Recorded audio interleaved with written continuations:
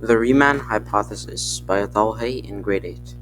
So, what is the sole meaning of this hypothesis? So, essentially, it tells us the relationship between prime numbers, integers, and complex numbers in the complex plane, which includes the square root of -1, which is an imaginary value. And so, just getting into some important aspects and skipping over the basics of numbers and prime numbers, we should understand that there's like this conjecture that Sir Friedrich Gauss made, and this is the prime numbers, and that's the graph of it. And so we can see that it's a linear slope, which corresponds to 1 over log x.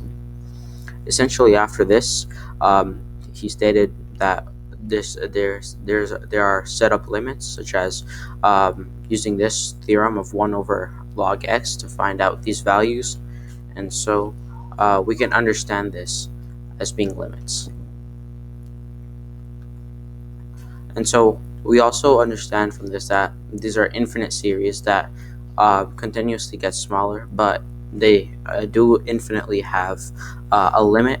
And in this case, we can see that Bernard Riemann invented or promoted this in imaginary terms with this zeta variable to make this expression, which then he announced in a complex plane using the x and y axes, this being the y-axis being the imaginary terms, and here being the real integers.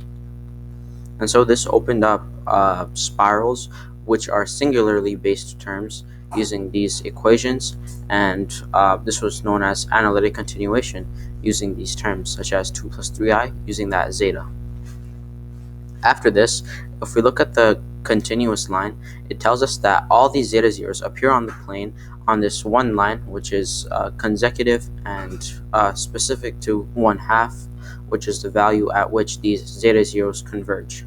And so it creates this spiral that Bernard Riemann experienced and he found out. Now, the relation to prime numbers is that if we modify that previous graph of 3 million factors, it creates this 1 zeta 0 in comparison to those prime numbers using that modified version of log a. Now, if we use 60 zeta zeros, it almost converges, and so from this we can tell any prime number would converge with these zeta zeros. And finally, my own thesis.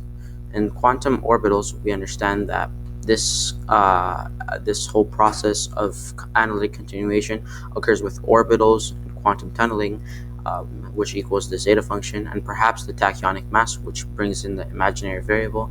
And in cryptography and encryption, we see this as the prime numbers being organized and factorized into loops, which is just a random but complex and secure way that these crypto terms turn into secure access, as we can see in my poster.